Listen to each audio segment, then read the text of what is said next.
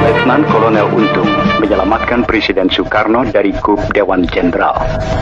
Pada hari Kamis tanggal 30 September 1965 di Ibu Kota Republik Indonesia Jakarta telah terjadi gerakan militer dalam Angkatan Darat dengan dibantu oleh pasukan-pasukan dari angkatan-angkatan bersenjata lainnya.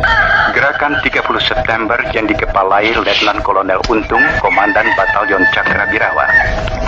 Pasukan pengawal pribadi Presiden Soekarno ini ditujukan kepada jenderal-jenderal anggota apa yang menamakan dirinya Dewan Jenderal. Saya sekarang tidak pertama kali berbicara sebagai Presiden Komando lain, tidak sebagai Presiden Perdana Menteri, tidak sebagai Presiden Panglima Tertinggi. Saya berbicara di sini sebagai penyambung lidah rakyat Indonesia.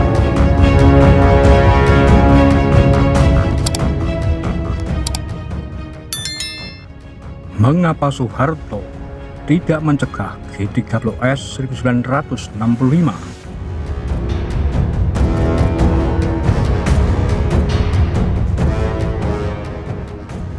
Peran Soeharto dalam gerakan 30 September G30S 1965 ternyata cukup besar. Hal ini terungkap dari sejumlah kesaksian para pelaku dan mereka yang tersangkut dalam peristiwa tersebut. Menurut kesaksian Wakil Komandan Batalion 530 Para Brawijaya, Mayor TNI Purnawirawan Soekarbi, pada tanggal 21 September 1965, dirinya menerima radiogram dari Panglima Kostrat, Pangkostrat, Mayor Jenderal Soeharto. Radiogram itu bernomor 220 dan 239 tertanggal 21 September 1965.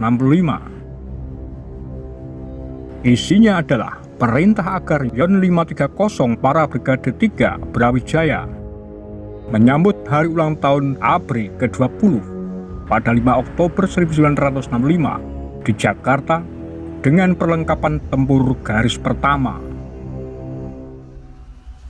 Setelah dilakukan persiapan sesuai perintah dalam radiogram, pasukan diberangkatkan dengan kendaraan organik dan kereta api dalam 3 gelombang, mulai tanggal 25, 26, dan 27 September 1965. Soekardi saat itu memimpin keberangkatan pasukan gelombang ketiga dari Madiun dengan kereta api. Panglima Kodam Brawijaya saat itu adalah Mayor Jenderal Basuki Rahmat. Setibanya di Jakarta, seluruh pasukan berkumpul di Kebon Jeruk. Pasukan yang telah berkumpul saat itu adalah Yon 454, Yon 454 Para Diponegoro, dan Yon 328 Para Siliwangi. Pada tanggal 29 September 1965, seluruh pasukan sudah berada di Makostrat. Saat itu, pasukan tempur ini diinspeksi oleh Kepala Staf Kostrat, Brigjen Kepala Idris, serta para asistennya seperti Kolonel Yoga Sugama, Asisten 2 Kolonel Wahono, dan Asisten 3 Kolonel Sri Hardoyo. Pagi hari tanggal 30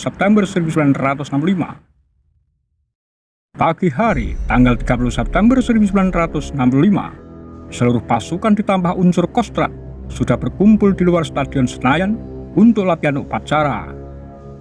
Inspektur upacara saat itu adalah Pangkostrat, Mayor Jenderal Soeharto.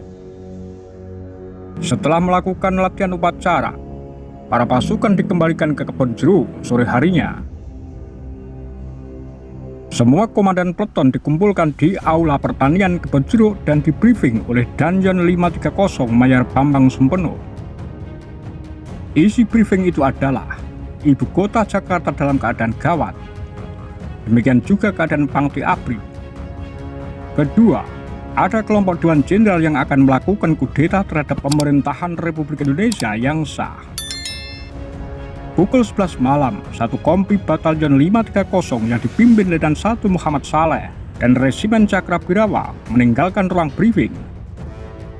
Pukul 12 malam, briefing selesai. Pukul 2 pagi tanggal 1 Oktober 1965, Soekarbi memimpin pasukannya menuju Kompleks Monas. Di Kompleks Monas, kedudukan pasukan Soekarbi berada tepat di depan Istana Negara. Para pasukan inilah yang kemudian dikenal dengan pasukan liar atau tidak dikenal saat terjadinya G30S. Untuk itu, Soekarbi membantah jika kemudian pasukannya dibilang liar. Sebab dari awal mereka datang atas perintah Pangkostrat Mayor Jenderal Soeharto. Dan saat berada di Monas, pasukannya sering keluar masuk Mangkostrat. Pagi hari jam 8, Soekarbi bertemu Pangkostrat Mayor Jenderal Soeharto dan melaporkan semua kegiatannya, termasuk hasil briefing dengan Bambang Sumpeno, Mayor Bambang Sumpeno yang menyatakan negara dalam keadaan darurat dan akan terjadi kudeta. Namun Soeharto menjawab itu tidak benar dan situasi aman terkendali. Padahal pukul 2 pagi tanggal 1 Oktober 1965, G30S sudah bergerak melakukan penculikan dan pembunuhan terhadap 6 orang jenderal dan seorang perwira pertama. Pertanyaannya kemudian adalah, apakah Soeharto tidak mengetahui hal itu? Sehingga dia mengatakan kepada seluruh pimpinan pasukan yang ada di Jakarta, keadaan aman terkendali tanpa melakukan upaya pencegahan. Hal ini diragukan Soekarbi. Menurut Soekarbi, Soeharto mengetahui adanya gerakan itu, tetapi tidak melakukan pencegahan. Begitupun dengan Kodam Jaya, apalagi jauh hari sebelumnya. Soeharto telah diberitahu Kolonel Latif akan kudeta Dewan Jenderal dan operasi militer. Saat berada di rumah tahanan militer RTM Salemba, Soekarbi mengaku bertemu Kolonel Latif. Saat itu, Latif bercerita, tanggal 28 September 65, dirinya menemui Soeharto untuk menceritakan situasi yang terjadi. Namun Soeharto diam, tidak berkomentar. Baru kemudian hari, Soeharto menangkap Latif. Penulis Cornell Paper Profesor Ben Anderson mengatakan, ada sejumlah alasan mengapa Soeharto diam saat mendengar keterangan Latif. Secara Machiavellis, Soeharto beranggapan ada baiknya jika Ahmad Yani dan Nasution disingkirkan. Soeharto menyimpan dendam kepada Nasution karena pernah dicopot dari Pangdam Diponegoro dengan alasan melakukan penyelundupan. Begitupun dengan Yani. Soeharto tidak suka Yani karena dia merasa lebih senior. Pertanyaannya kemudian adalah, mengapa para pelaku penculikan dan pembunuhan para jenderal itu adalah orang-orang dekat Soeharto? Hubungan Soeharto dan Kolonel Latif sudah seperti saudara. Latif mengenal Soeharto dan istrinya sejak tahun 1948 sewaktu gerilya di Yogyakarta. Begitupun dengan Letkol Untung. Hubungan mereka sangat baik. Saat Untung menikah, Soeharto lah yang membiayai seluruh biaya pernikahannya. Namun belakangan Soeharto lah yang menangkap dan membunuh Untung.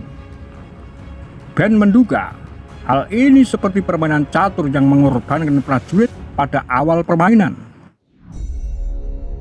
Profesor Peter Dale Scott dalam analisisnya, dia menyatakan G30S atau Gerakan September 30 Gestapo merupakan pintu masuk bagi Soeharto untuk menghancurkan golongan kiri dan mendongkal Soekarno.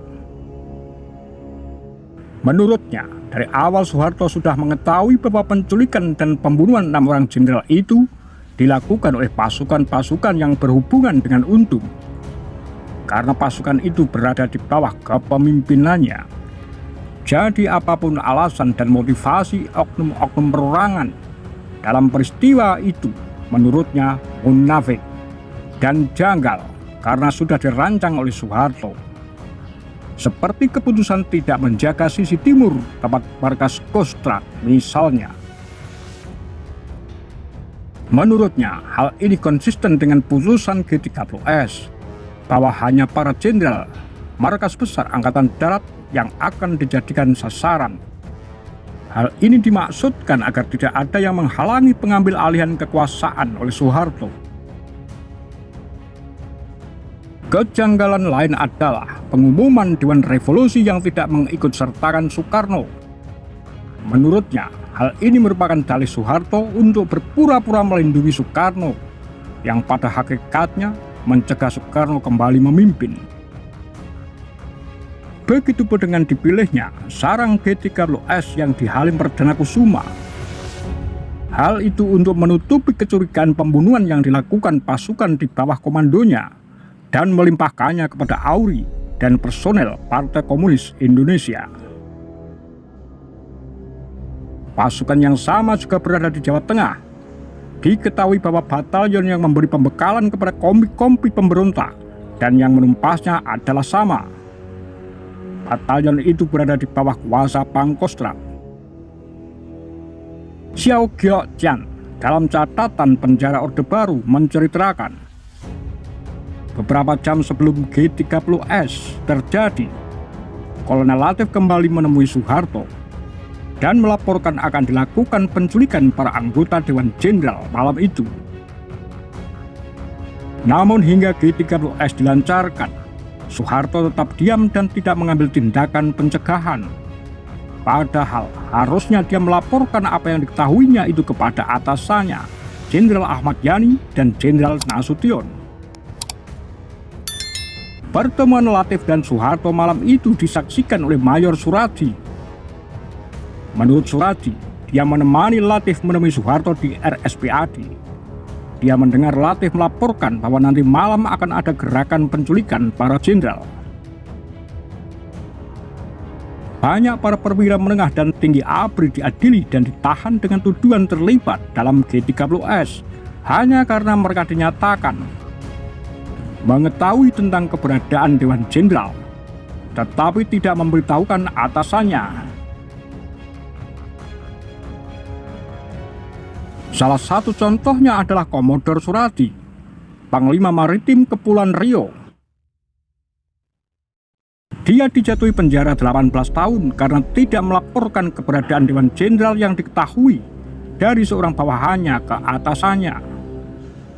Contoh lainnya adalah Brigadir Jenderal Polisi Suwarno. Dia dijatuhi hukuman karena tidak melaporkan atasannya karena keberadaan Dewan Jenderal dan tidak berupaya mengambil tindakan terhadap Dewan Jenderal. Pertanyaannya kemudian adalah, mengapa tidak ada konsekuensi hukum atas diamnya Mayor Jenderal Soeharto?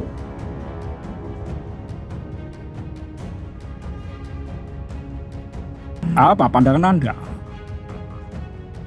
Demikian Kura-Kura, Tagar Lambe Sundel.